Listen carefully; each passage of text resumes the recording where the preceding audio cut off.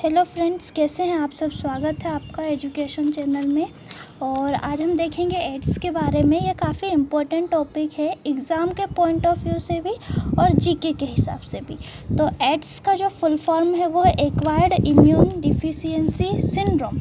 माना जो acquired immune system जो होता है, मैंने इसके बारे में पहले भी बताया है। अगर आपने वो वीडियोस नहीं देखे हो या फिर इसके बारे में पता नहीं हो तो आप उसको एक बार देख लीजिए, ठीक है ना। तो एक्वायर्ड इम्यून जो रहता है उसमें डिफिशियंसी आती है, कमी आती है। तो इसके बारे में हम देखें तो एड्स का पता जो है वो सर्वप्रथम अमेरिका में लगा था, 1981 में लगा था, ठीक है। और इसमें रोगी की जो रोग प्रतिरोधात्मक क्षमता होती है वो नष्ट हो जाती है, बहुत कमी आ जाती है। एक्वायर्ड इम्यून में डिफिशियंसी हो रही है, ठीक है। यह आ गया होगा आपको समझ में। अच्छा, मतलब ये इसके पता चलने के बाद लगभग 25 वर्षों में ही यह पूरी दुनिया में क्या हो चुका था, फैल चुका था। हम कारण देखें तो जो एड्स होता है वो HIV के कारण होता है। HIV मतलब ह्यूमन इम्यूनो डिफिशियंसी वायरस। मतलब ये वायरस क्या करेगा, मनुष्य में इम्यून जो रहता है उसको डिफिशियंसी करता है, उसमें कमी कर देता है, ठीक है। तो उसके कारण होता है। HIV का संचरण जो होता है वो निम्न तरीके से हो सकता है। तो जैसे है कि एक से अधिक स्त्रियों से सहवास करने से एड्स हो सकता है। इसके अलावा इन्फेक्टेड जो सिरिंज होती है, ठीक है ना, उसका अगर यूज़ कर ले तो फिर ये हो सकता है। माना किसी को अगर एड्स है और अगर वो वाली सिरिंज यूज़ कर लिया तो फिर हो जाएगा। इसके अलावा इन्फेक्टेड ब्लड के आदान प्रदान से भी ये होता है, ठीक है।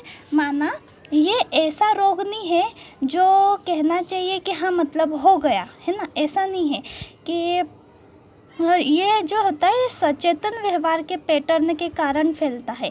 माना ये न्यूमोनिया या टाइफाइड के कारण अनजाने में नहीं फैलेगा, ठीक है। और इसके अलावा ये किसी को टच करने से भी नहीं होता है कि टच कर दिया और हो जाएगा, बिल्कुल भी नहीं। ये जो द्रव के आदान प्रदान से होगा। इसलिए बोलते हैं कि अज्ञानता के कारण मत मरो। मतलब हम ये नहीं बोल सकते कि हाँ हो गया मतलब, ठीक है ना। उपचार की हम बात करें तो इस रोग के निवारण के लिए कोई भी उपचार नहीं है कि हाँ मतलब, लेकिन हाँ हम विभिन्न टेबलेट्स के कारण इसको थोड़ा इसके जो व्यवहार है या इसका जो प्रभाव है उसको कम करने की कोशिश कर सकते हैं, ठीक है। नियंत्रण की बात करें तो नियंत्रण के लिए जागरूकता काफ़ी ज़रूरी है। तो एड्स के घातक परिणामों की जानकारी लोगों को देना चाहिए। सिरिंज का उपयोग एक ही बार करना चाहिए, ठीक है ना, दोबारा नहीं करना चाहिए। इसके अलावा जो तीसरा है, ब्लड देने वाले व्यक्तियों व अंग देने वाले व्यक्तियों का पूर्व में अनिवार्य रूप से परीक्षण करना चाहिए कि कहीं अगर जो ब्लड डोनेट कर रहा है उसको तो कोई प्रॉब्लम नहीं है। अगर उसको प्रॉब्लम है तो फिर हम दोबारा जो ऑर्गन ट्रांसप्लांट है वो सब ना करें, ठीक है। और अगर ये संक्रमित माँ से बच्चे को भी जा सकता है। इसके अलावा कोई ड्रग एडिक्ट है और वो इंजेक्शन से ड्रग ले रहा है तो उससे भी हो सकता है।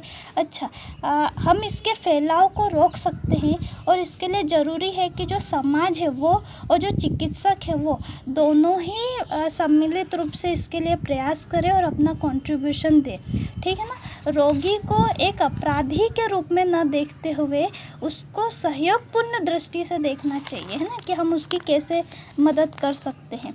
अच्छा, आपके बुक्स में भी 12th की बुक में दिया हुआ है, ये पेज नंबर 168 से लेके दिया हुआ है 171 तक।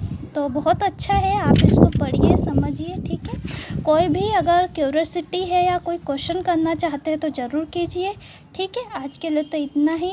बताइए कैसा लगा आपको, ये कमेंट करके बताइए, ठीक है। Bye, take care.